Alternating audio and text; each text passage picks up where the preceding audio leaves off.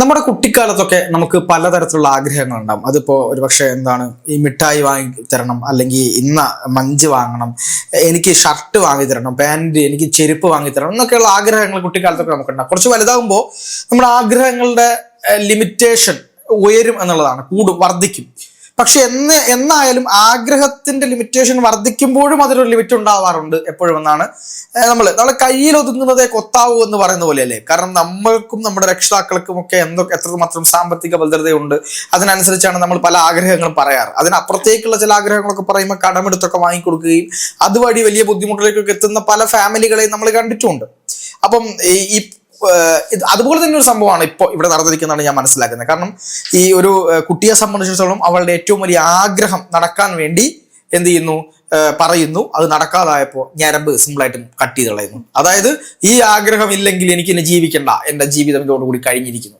എങ്ങനെയാണ് നമ്മുടെ പുതിയ തലമുറയുടെയൊക്കെ ഒരു മെന്റാലിറ്റി, മാനസികമായ ഫലം എത്രത്തോളം ഉണ്ട് എന്ന് ചൂണ്ടിക്കാണിക്കുന്ന സംഭവം തന്നെയാണ്. എന്താ സംഭവം, ഇത് എവിടെയാ സംഭവം?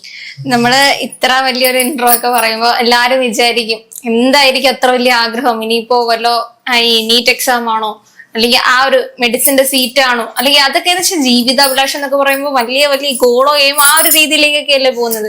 പക്ഷെ ഈ പറയുന്ന ജീവിതത്തിൽ ഏറ്റവും വലിയ ലക്ഷ്യം എന്ന് പറയുന്നത് ഒരു ഐഫോൺ സ്വന്തമാക്കുക. ഐഫോൺ സ്വന്തമാക്കുക, അതെ, അതാണ് ലക്ഷ്യം. പക്ഷേ നമുക്ക് വേണമെങ്കിൽ പറയാം, ഓക്കെ, ഐഫോൺ സ്വന്തമാക്കുക എന്ന് പറയുന്നത് ഇപ്പോ എന്ന് പറയുന്നത് ഒരു ഐഫോൺ എന്ന് പറയുന്നത് ഒരു കാലഘട്ടത്തില് അധികം അങ്ങോട്ട് എല്ലാവരിലേക്കും എത്തിയിട്ടില്ല. ഐഫോൺ ഓക്കെ, അതൊരു ബ്രാൻഡായിട്ട് ഇങ്ങനെ ഉണ്ടായിരുന്നു. പക്ഷെ ഒരു സമയത്തിന് ശേഷം എല്ലാവരിലേക്കും, കാരണം ഈ ഒരു EMI സംവിധാനം വന്നതിന് ശേഷം ആർക്ക് വേണമെങ്കിലും എടുക്കാവുന്ന ഒരു സംവിധാനമായിട്ട് മാറിയിട്ടുണ്ടായിരുന്നു ഐഫോൺ.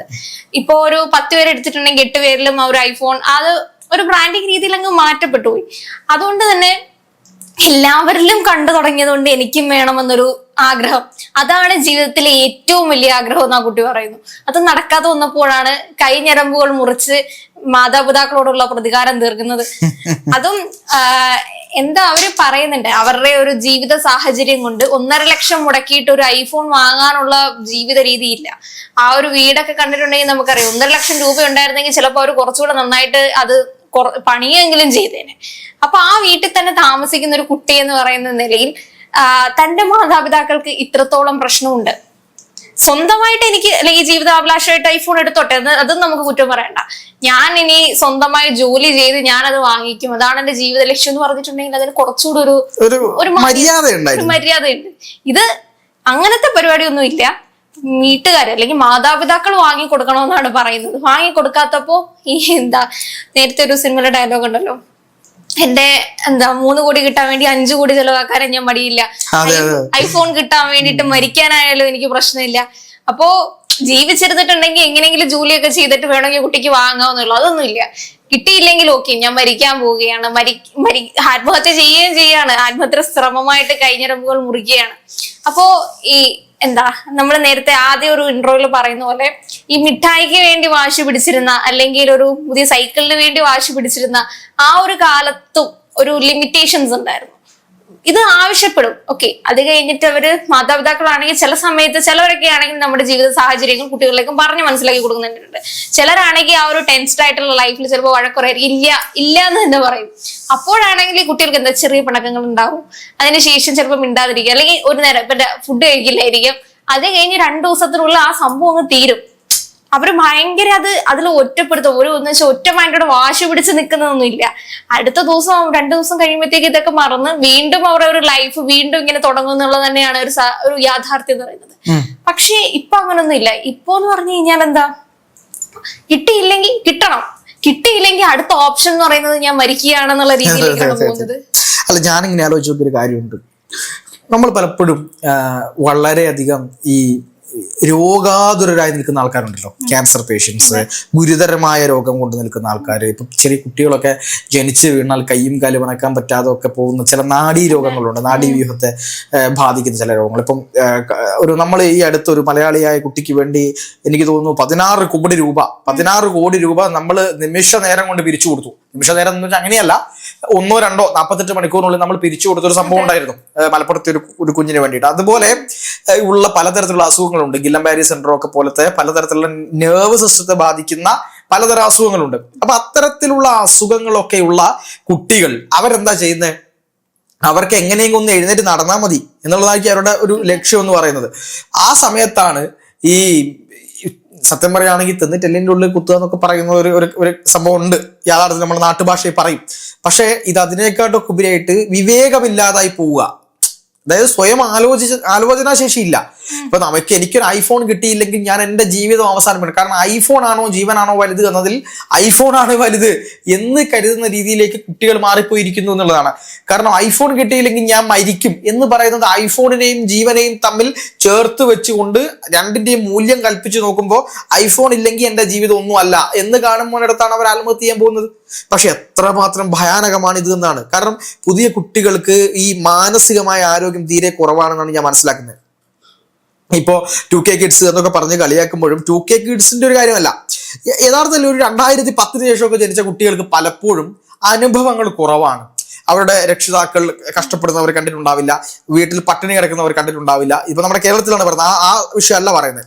അത് ബീഹാറിലാണെങ്കിലും അവിടെ ഈ ഒരു നിർധന കുടുംബം തന്നെയാണ്. അല്ല ആ ഒരു അവരുടെ തീവ്രമായി നേരത്തെ പറഞ്ഞ പോലെ ആ ഒരു ദാരിദ്ര്യം അവർ അനുഭവിക്കുന്ന ഒരു ദാരിദ്ര്യം ഈ കുട്ടിയിലേക്ക് ചിലപ്പോൾ എത്തിയിട്ടുണ്ടാവില്ല. അതാ അച്ഛനും അമ്മയും മുണ്ടുമുറുക്കി കൊടുത്താണെങ്കിലും കുട്ടിക്ക് ഭക്ഷണം കൊടുക്കാൻ നിലപാട് അവർ സ്വീകരിക്കുന്നുണ്ടോ നമുക്കറിയില്ല. പക്ഷെ എന്തായാലും അതിന്റെ ഒരു ഗുരുതര അവസ്ഥ, അതിന്റെ ഒരു പ്രാധാന്യം കുട്ടി മനസ്സിലാക്കിയിട്ടില്ല എന്നുള്ളത് 100% ഉറപ്പാണ്. അല്ലെങ്കിൽ എന്താണ് ഈ പറയുന്നത് പോലെ ഈ കുട്ടിക്ക് വേണ്ടത്ര ആലോചനാശേഷി ഇല്ലാതെ പോയി.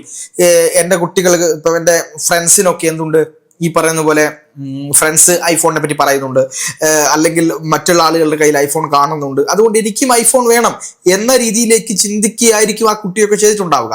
പക്ഷെ അതിലൊക്കെ അപ്പുറത്തേക്ക് നമ്മൾക്ക് പറ്റാവുന്ന രീതിയിലേക്ക് നമ്മൾക്ക് കിട്ടാവുന്ന, ഇപ്പം ഞാനിപ്പോ ബെൻസ് എടുക്കണമെന്ന് ഇപ്പൊ ആഗ്രഹിച്ച് എനിക്ക് നടക്കുന്ന കേസല്ല. കാര്യം എന്താ?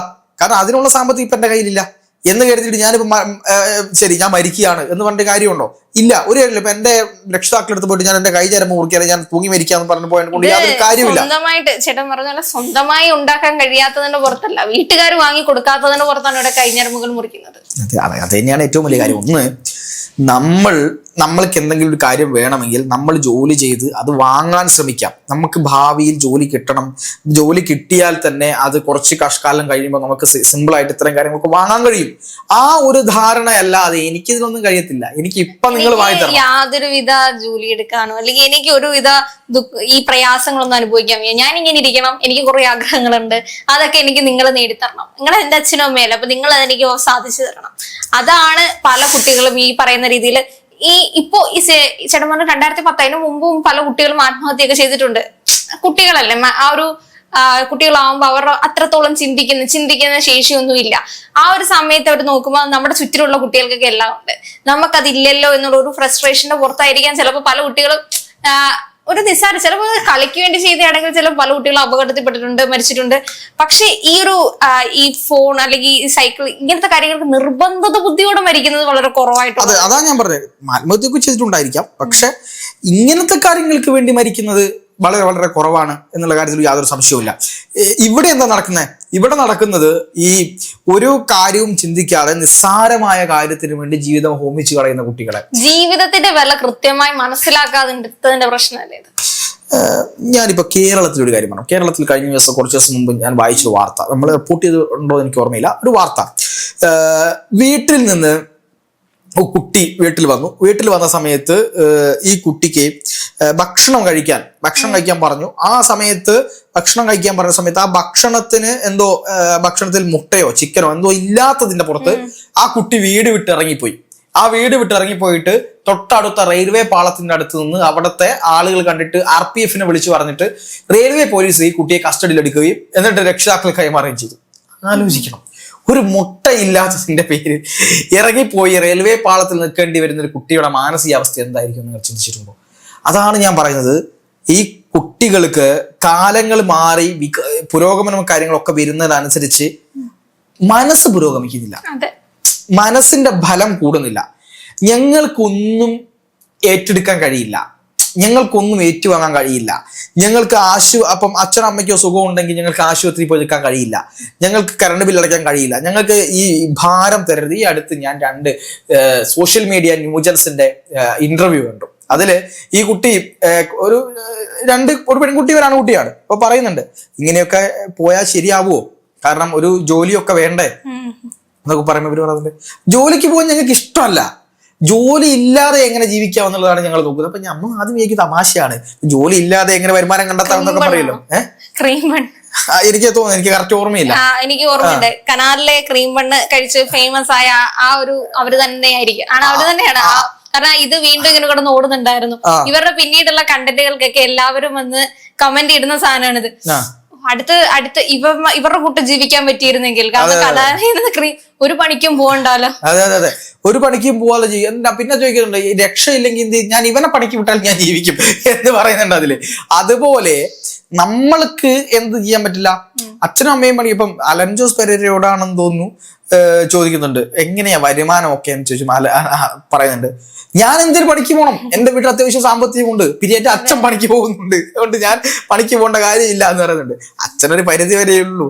അല്ല, അച്ഛൻ പണിക്ക് പോയില്ലെങ്കിൽ മുത്തച്ഛൻ പണിക്ക് പോകുമെന്ന് പറയുന്ന പണ്ടത്തെ ഒരു കോമഡി ഉണ്ട്. ഇതുപോലെയാണ് കുറെ ആളുകൾ. ഇത് നമ്മൾ കുറ്റം, നമ്മൾക്കിപ്പോ എല്ലാ ആളുകൾക്കും പണിക്ക് പോകാൻ പറ്റിയ ആരോഗ്യാവസ്ഥയോ അല്ലെങ്കിൽ ഇന്ന ജോലി എടുക്കാനുള്ള കാര്യങ്ങളോ ഒന്നും ഉണ്ടായിക്കൊള്ളുന്നില്ല. അതൊക്കെ നമുക്ക് മാറ്റുക, അതല്ല കേട്ടോ പറയുന്നത്. സ്വന്തമായിട്ട് നമ്മൾ ജോലി ചെയ്ത് വരുമാനം ഉണ്ടാക്കുമ്പോഴായിരിക്കും എല്ലാത്തിനും ഒരു വില ഉണ്ടാവും. നമുക്ക് വെറുതെ ഇരുന്ന് കിട്ടുമ്പോൾ അതിന്റെ ഒരു യഥാർത്ഥ മൂല്യം നമുക്ക് മനസ്സിലാവും. തീർച്ചയായിട്ടും. പക്ഷെ ജോലി ചെയ്യാൻ പറ്റാത്ത ആൾക്കാരുണ്ടാവും, ആരോഗ്യപരമായ ചില പ്രശ്നങ്ങളുണ്ട്, ഒരു ജോലി ചെയ്യാനാവാത്ത ആളുകളുണ്ടാവും. അത്തരക്കാരെ നമുക്ക് മാറ്റി. ജോലി എന്ന് പറയുന്നത് എപ്പോഴും ഭാരപ്പെട്ട ജോലി അല്ല, ഭാരപ്പെട്ട ജോലിയല്ല ഞാൻ ഉദ്ദേശിക്കുന്നത്. ഈ ബെഡിലൊക്കെ ആയി പോയിട്ട് പല ഗുരുതരമായ രോഗങ്ങൾ ബാധിച്ച് ചിലപ്പോൾ മെന്റലി തന്നെ ബുദ്ധിമുട്ടിലൊക്കെ ആയി പോയ ആൾക്കാരൊക്കെ ചിലപ്പോൾ ജോലി ചെയ്യാൻ പറ്റിയെന്ന് വരില്ല അവർക്ക്. അപ്പൊ അത്തരക്കാരെ നമുക്ക് മാറ്റിവെക്കാം. അല്ലാതെയുള്ള കുറെ ആളുകളുണ്ട്, അവർ ഒരു തരത്തിലുള്ള ജോലി ചെയ്യാൻ ശ്രമിക്കുക പോലുമില്ല. എന്നിട്ട് പറയും, എന്താണ്, എനിക്ക് ഇന്ന സാധനങ്ങൾ വേണം, ഇന്ന കാര്യങ്ങൾ വേണം, ഇന്ന എല്ലാ ആവശ്യം. പിന്നെ ഇതൊന്നും കിട്ടാതാകുമ്പോഴാണ് ഇവരെന്ത് ചെയ്യുന്നത്, ഈ പറയുന്ന ലഹരിയിലേക്കും മറ്റു പല വഴികളിലേക്കും, എളുപ്പത്തിൽ പണം ഉണ്ടാക്കാനുള്ള വഴികൾ എന്തൊക്കെയാണോ അത്തരം വഴികളിലേക്ക് ചാടുന്നത്. എന്തായാലും അച്ഛനും അമ്മയും അത്രയും വളർത്തി വലുതാക്കി അച്ഛനും അമ്മയ്ക്ക് എത്രത്തോളം വിഷമം ഉണ്ടാകും എന്ന് പോലും ചിന്തിക്കാതെയാണ് ഇത്തരത്തിലുള്ള കാര്യങ്ങളിലേക്ക് കുട്ടികൾ എടുത്തു ചാടുന്നത് എന്ന് കാണുമ്പോൾ വളരെ വിഷമമുണ്ട്.